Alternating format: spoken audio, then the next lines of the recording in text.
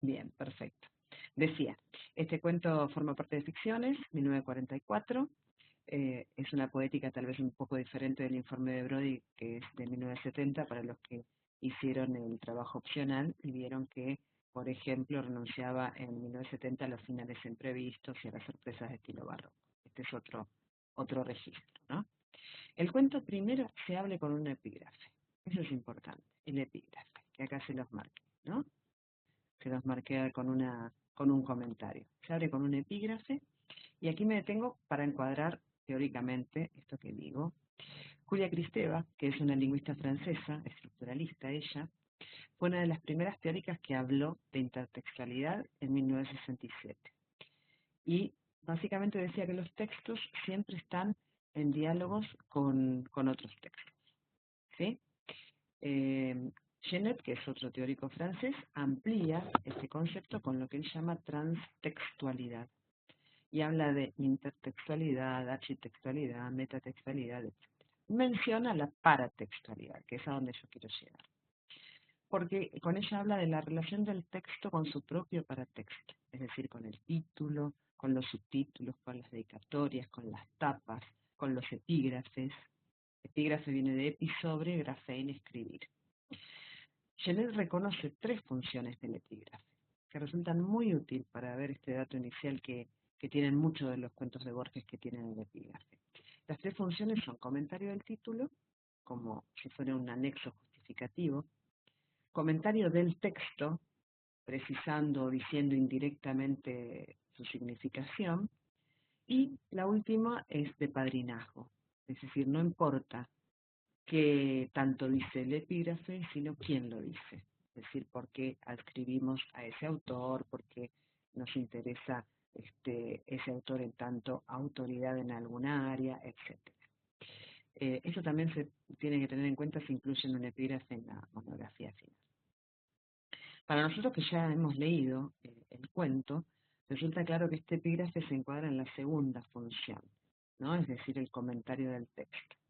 Ya que indirectamente con este fragmento del Corán, y Dios lo hizo morir durante 100 años, luego lo animó y le dijo cuánto tiempo has estado aquí, un día a partir de un día, al Corán, habla del sentido del tiempo que se condensa, ¿no? Que puede ser un instante y en ese instante pueden transcurrir 100 años. Ya eso nos adelanta indicialmente lo que va a ocurrir a Ladik antes de su ejecución. Siguiendo con la paratextualidad, ¿no? Barthes en SZ habla de 5 códigos o claves desde los que podemos analizar un texto. Una de esas claves es el código hermenéutico, porque plantea un enigma, porque dice que en todo texto se plantea un enigma, se lo destaca y eventualmente se lo resuelve. Y acá planteado desde el título, que es otra de los condimentos paratextuales, es porque hay algo dentro del cuento que está identificado como milagro y porque es secreto. Fíjense ya que desde el paratexto, el epígrafe junto con el título, tenemos esos datos, indicios que interpelan y estimulan al lector modelo de este cuento. Dicen que está el tema de la trama, ¿no? El concepto de trama. Ya vimos en la unidad 2 del módulo 1. Recuerden que tenía que ver con la estructura. Tradicionalmente el análisis literario de un cuento se traduce en introducción, nudo y desenlace. Aquí podríamos tomar el primer párrafo como introducción con los informantes que marqué en verde. ¿Ven? Noche del 14 de 1939, Selternskasse, Praga, y el nombre Jaromir Ladik, autor de Una tragedia a los enemigos, ¿sí? La vindicación de la eternidad. Son todos datos concretos, ¿sí? Principalmente la época. Que se inicie con la época, ese informante desde el inicio, tiene que ver con un dato concreto muy fuerte, muy intenso que nos da el narrador. Hablo de informantes desde el esquema funcional de Barthes, ¿se acuerdan? Núcleos, catálisis, indicios, informantes. Informantes son los datos concretos, que nos dan un encuadre para los hechos narrados. Acá tenemos informantes que nos ubican en un lugar y en un periodo histórico determinado que es 1939, Praga, es decir, el Tercer Reino, Tercer Reich, es decir, Segunda Guerra Mundial y Alemania, o donde sea que ocurre este cuento que no es estrictamente Alemania. Esto también les aporta a los hechos una unidad de atmósfera, y de clima de época. Recuerden que la unidad de atmósfera o unidad tonal era uno de los 3 tipos de unidades, las otras eran efecto e interés, que constituían la unidad de estructura. ¿Sí? Los 3 pilares eran brevedad, final sorpresivo, unidad de estructura o hecho único. Lo que marqué en celeste son los indicios, entendiendo por indicios, siempre en el sentido cartesiano, esos datos simbólicos que un lector modelo puede decodificar. ¿Sí? Primero, soñó y el infinito. Después, relojes, hora, impostergable, soñador, terribles relojes. ¿Sí? Y después cierra otra vez el amanecer, Tercer Reich y Praga, que es otro de los datos concretos informantes, Praga, Checoslovaquia, en los que el Tercer Reich alemán estaba entrando en Praga. Es decir, tenemos Segunda Guerra Mundial. Entonces, todos estos indicios, ¿no?, son datos simbólicos que un lector modelo puede decodificar. Fíjense que dentro de la poética borgiana, estos indicios son sugestivos de un sentido del cuento. Los sueños, que refuerzan la idea de sueño, muerte del epígrafe, y todos los indicios relacionados con el tiempo, el infinito, los relojes, la hora, lo impostergable. Es decir, ninguna secuencia, ninguna mención es inocente. Y los signos están ahí, a disposición del lector modelo, es decir, para que aquel lector que sea capaz de decodificarlo. Muy bien, el segundo párrafo. Se inicia el 19, las autoridades, etc. ¿Qué pasó? A la página donde está.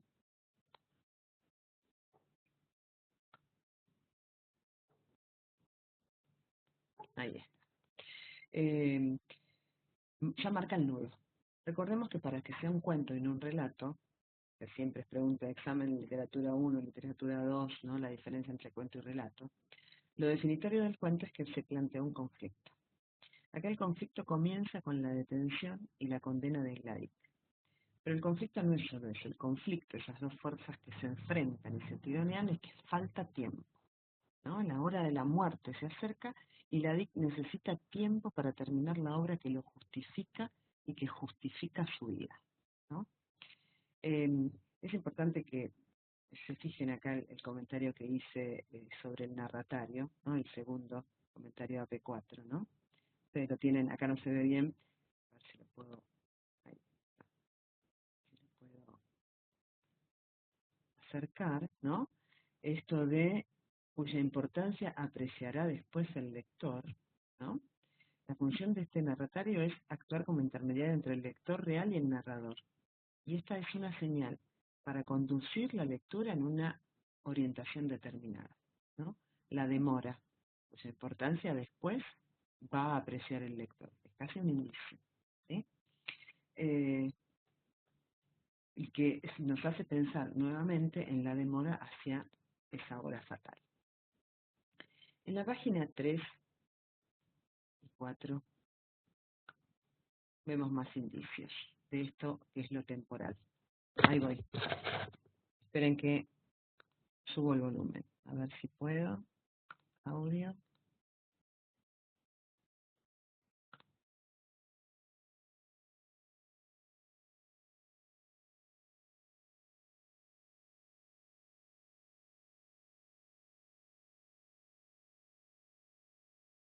Bien, decía, en las páginas 3 y en la página 4, más indicios que tienen que ver con la noche, con el tiempo, con la inmortalidad.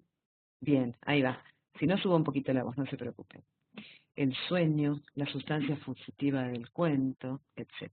Del tiempo, perdón, no del cuento. Fíjense que en este otro pasaje, en la página 4, también se habla de eternidades, del ser de Parménides, el pasado modificable, el infinito, etc. Todos estos indicios, ¿no?, hablan del presente, del pasado y del futuro. Están asociados todos a la eternidad. Recordemos que en la poética borgiana la eternidad es la suma y confluencia de todos los tiempos, del presente, del pasado y del futuro. Hay también una catálisis que yo les marqué en amarillo, ¿no?, Por un lado, es una catálisis porque describe la obra de la DIC, pero también es un indicio. Recuerden que Barthes decía que una catálisis puede ser, a su vez, un indicio. Bueno, porque casualmente, y lo digo entre comillas porque no hay nada casual, ¿no? En un texto no hay nada inocente. Todo tiene que ver con este hecho único y con lo que va desarrollando la historia. Casualmente, esta descripción se detiene en la vindicación de la eternidad, en la que justamente se declara que el tiempo es una falacia. ¿Qué significa? Es una falacia, es una mentira, ¿no? Después hay una secuencia narrativa que desarrolla el argumento del drama El verso de los enemigos, ¿no? Y de un delirio circular de alguien que vive y revive lo mismo. Y nuevamente recordemos el tiempo circular, que es una de las ideas recurrentes en la literatura de Borges. Es decir, todo esto que estamos mencionando nos va preparando nuestro interés hacia la idea del tiempo. Claro, totalmente. Es una idea ampliamente borgiana. Y bueno, de hecho, uno de los ejes que voy a tratar después tiene que ver con eso, ¿no? Con el tiempo circular, el tiempo condensado, las posibilidades de cambiar el pasado, que el pasado tenga esas modificaciones, cambien el presente, etcétera. Si leyeron los cuentos en los que se da esta cuestión, van a ver que es muy repetido. Entonces, para terminar ese drama en verso, la DIC le hace un pedido a Dios. Le pide un año más. Cronológicamente el cuento sigue de manera lineal y se acerca a la ejecución. La última noche tiene un sueño, hay un sueño. Y ahí aparece en ese sueño, hay una copresencia intertextual con otro texto de Borges que también estaba entre los indicados, que es la Biblioteca de Babel, ¿no? Que también forma parte del volumen Ficciones, ¿no? Bueno, ese sueño presenta un hecho fundamental. El sueño sucede y a través de una voz ubicua, presente en todos los tiempos y en todos los lugares, fíjense el término tampoco es inocente, en el sueño sucede el otorgamiento de Dios de más tiempo para la vida. También dentro del nudo, recordemos que está el clímax. El clímax es el punto de mayor intensidad emocional, ¿no? Podemos ubicarlo en el nudo después del planteo del conflicto y siempre antes del desenlace, ¿no? Porque después, hacia el desenlace, ese clímax decrece. Y acá el clímax, el momento de más angustia, de más intensidad, es el momento en que se arma el piquete y van a fusilar a la DIC. Hay un párrafo, ¿no? Es una sola línea, ¿no? Y fíjense que en los cuentos de Borges los párrafos siempre son muchísimo más extensos, así que ya de hecho es llamativo que sea un párrafo de una sola línea. No sé si está en la página 5, la página 6,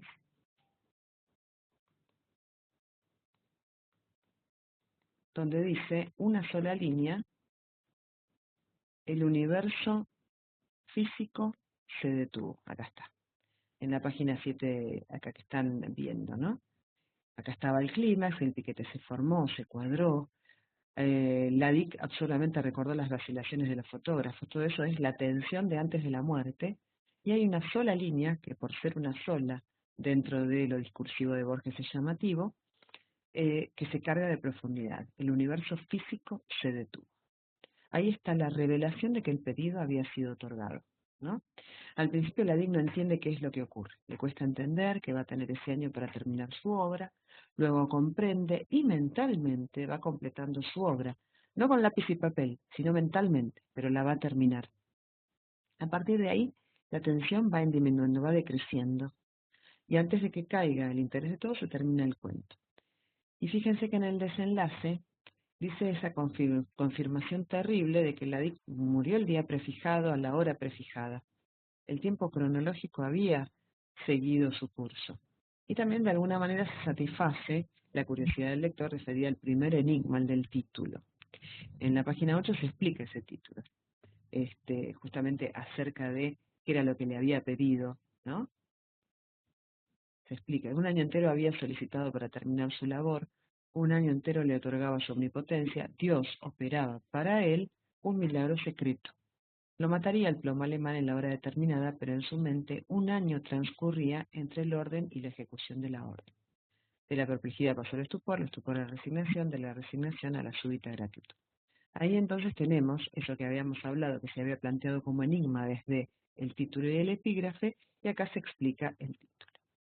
Muy bien, desde las funciones, desde los códigos de Barthes para explicar el texto, vimos lo enigmático, desde la estructura, clímax y conflicto, pero tendríamos que avanzar un poquito más y aplicar algún otro concepto teórico de teoría literaria. A mí se me ocurrió tomar Gray más, la semántica estructural, tal vez algunos de ustedes o los que escuchen esta videoconferencia lo leyeron para literatura 1. La semántica estructural de Gray más plantea el esquema actancial en el que se ven actantes, que son categorías, no son solo personajes, sino también sentimientos, bienes materiales, objetos, ¿no? Estas categorías se definen por la función que cumple. Gray más señala 6. El sujeto, el objeto, el ayudante, el oponente, el destinatario y el donante. El sujeto es quien tiene una meta, un objetivo, que puede ser una persona, un bien material, un sentimiento. El objeto es lo que desea el sujeto. Ayudante presta colaboración, oponente obstaculiza la labor del sujeto. El destinatario es para quien se desea o para quien se obtiene el objeto y a veces puede coincidir con el sujeto. El destinador es el que otorga o facilita ese objeto al sujeto. Este esquema es una herramienta estructural muy útil para ver los personajes y sus relaciones y sus reacciones, para encontrar sus objetos, eso que desea, ¿no? Acá tenemos que delimitar inicialmente cuál es el objeto de la Ladix es claramente el sujeto. A veces está asociado este sujeto al protagonista, ¿no? ¿Cuál es su objeto? Su objetivo. Bueno, su objeto no es que no lo maten, no es que no lo ejecuten, no es escaparse de los nazis, eso digamos, no es posible dentro de los límites que cuento, no es un relato de espías o de acción en el que alguien va a ir a salvarlo, no, eso es como perentorio. Lo condenan injustamente y lo van a asesinar, lo van a ejecutar. ¿Cuál es el objeto entonces? Terminar su obra. Porque esa obra, Los enemigos, justifica su vida. Dice que a sus 40 años su vida se reduce solo a lo literario. Justifica su ser, el de la DIC, y el de Dios, que es su creador. Destinador o donante, que siempre esto se confunde con ayudante, pero el ayudante está más en relación con el sujeto. En cambio, el donante está más en relación con el objeto. El donante acá es el actante que facilita u otorga el objeto del sujeto. Y acá, el que facilita el tiempo, el que da el tiempo, el que otorga el tiempo para terminar la obra, es Dios. Muy bien, acá Vicky que decía terminar su escrito. Perfecto. Y el donante es netamente Dios, de que son los siglos y el tiempo. ¿Sí? Así lo dice en el inicio de la página 6. Que son los siglos y el tiempo. El oponente del ADIC ni siquiera podemos decir que son los nazis. El oponente del ADIC para terminar su obra es el tiempo cronológico. Las horas se le pasan fatalmente, ¿no? Llega el día de la ejecución y no lo van a dejar llegar a ser su objetivo, su objeto. Entonces, el ayudante para terminar los enemigos es su memoria. Y el hecho de que el drama es en verso, ¿no? Y eso le facilita completarla aún sin papel y lápiz. Los puede canturrear, los puede repetir como una adivinanza, como una canción. Y por último tenemos quién es el destinatario, porque esto no es algo que vaya a llegar a un público, porque lo está terminando en su propia mente. Dice el cuento concretamente, ¿no? Que la DIC no lo hace para Dios, no lo hace incluso para la posteridad.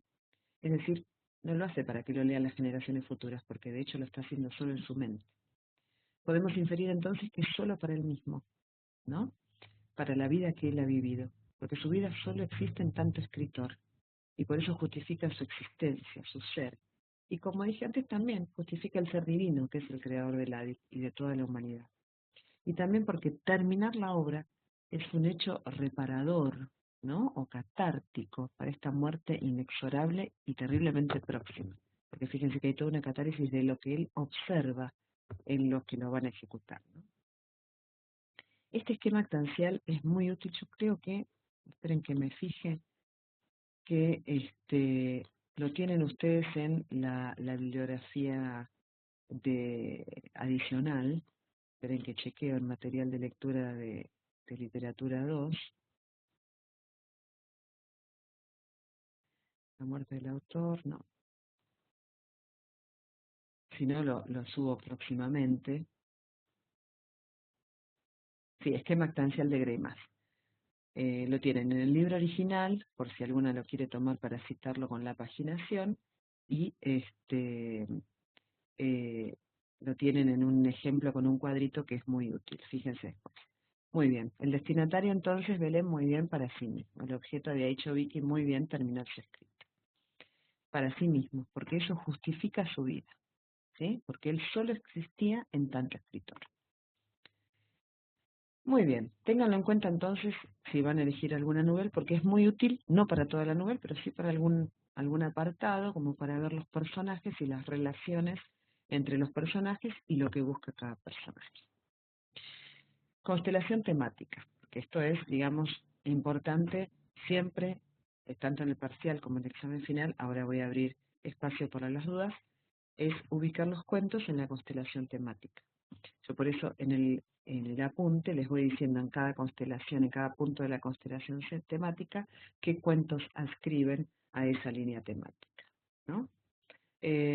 Rápidamente podemos decir que este cuento se encuadra en el tiempo, en su fluir y principalmente en su condensación, en el tiempo condensado mencionado en el cuadernillo, ¿no? Es decir, cómo en un instante cronológico, por así decirlo, hay otro tiempo que fluye y se extiende en un año, es decir, el tiempo psicológico de la DIC. Cortázar habla de este tiempo como un tiempo poroso o elástico. En el libro de Cortázar, Clases de Literatura, hay un capítulo dedicado a este tiempo poroso o elástico y cita justamente este cuento y cita también lo que ocurrió en el Puente del Búho, creo que es de Ambrose Bierce, y un cuento de él, La Isla Mediodía. Si tienen tiempo, en las vacaciones de invierno o en el verano, léanlos porque se relacionan con con ese tiempo extendido, ¿no? Condensado.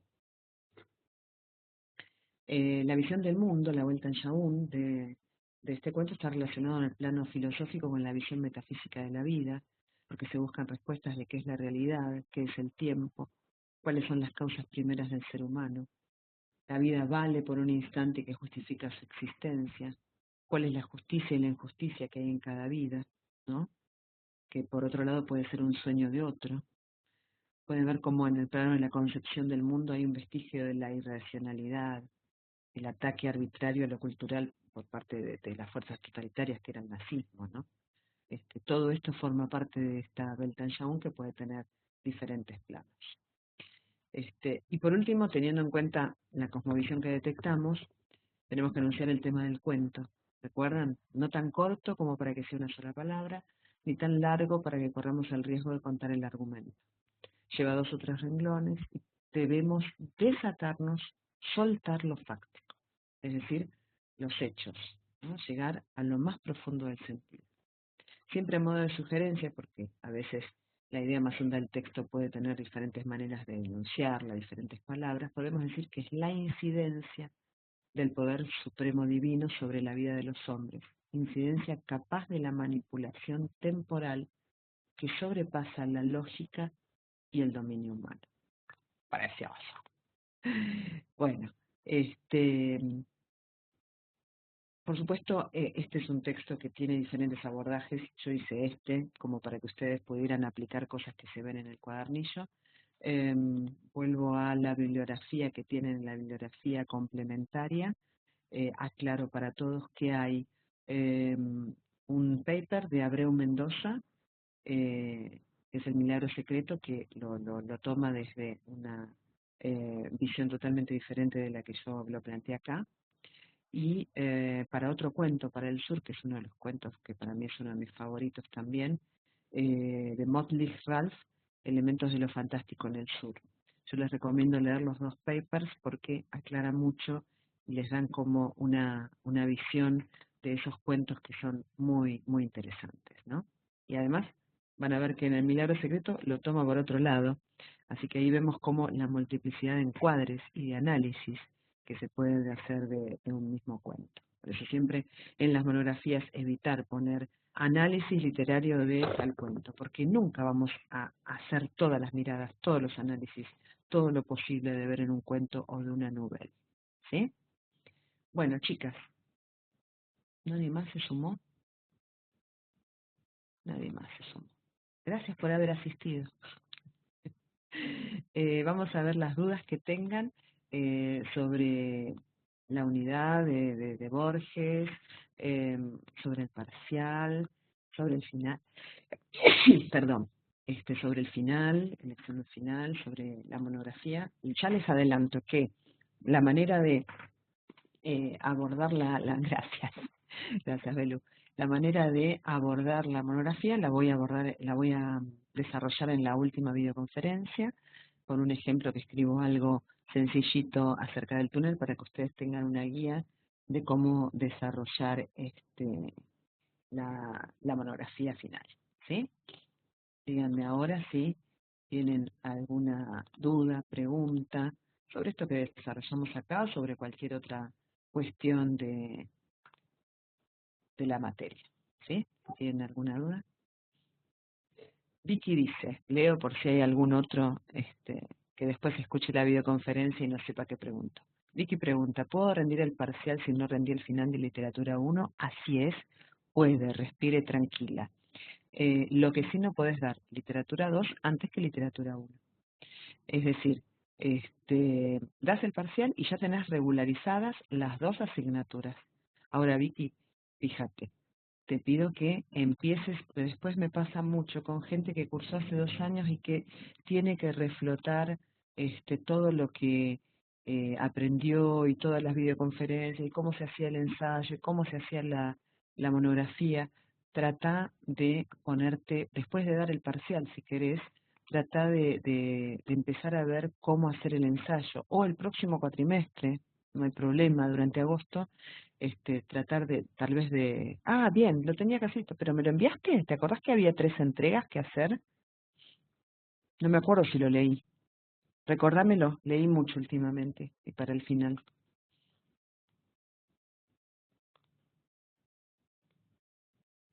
Perfecto, en diciembre. ¿Y qué pasó después que no te presentaste?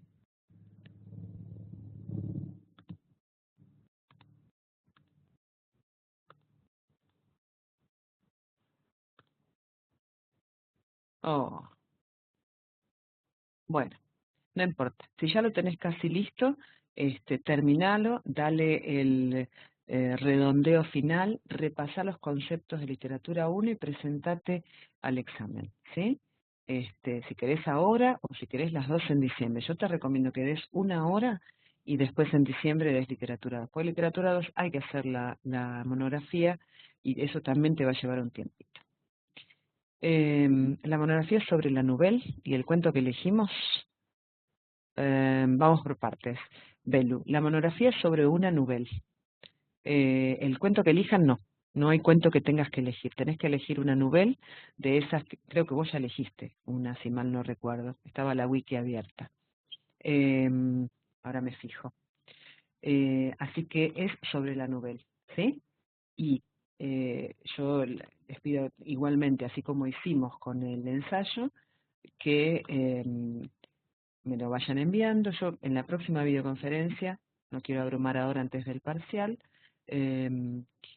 me vayan enviando como siempre y para que yo vaya guiando el análisis que van haciendo y que esté bien la hoja de estilo, que esté bien los párrafos y ese tipo de cosas. ¿Cuándo puedo presentarme? Para literatura 1, Vicky, te puedes presentar en julio, y también para literatura 2. Lo que pasa es que es un solo llamado en julio, una sola fecha, y yo en lo personal no te recomiendo, porque además vas a tener, antes hay que tener aprobada la monografía, y no sé si llegamos, ¿sí? Con las dos cosas. Belén, los chicos que vuelven, de Mariana Enríquez, perfecto. Hacé sobre esa novel, la monografía. En la próxima videoconferencia desarrollo cómo hacerlo. Ahora dedíquense a leer los cuentos de Borges, léanlos, ¿sí? Porque tanto para el parcial como para el final los tienen que tener leídos, ¿sí? Está muy dormida la wiki el foro, y esto va para todos. qué texto les había gustado más de Borges o qué texto les había gustado menos. Y resulta que solamente tuve una participación. Estoy muy decepcionada, muy sola ahí en ese foro. Me imagino que andan con poco tiempo, chicos, entiendo. Pero está abierta ahí, les recuerdo que está ese tema abierto como para que interactúen y para que eh, me digan qué cuento les gustó más y cuál menos y justifiquen y todos puedan leer las participaciones de todos.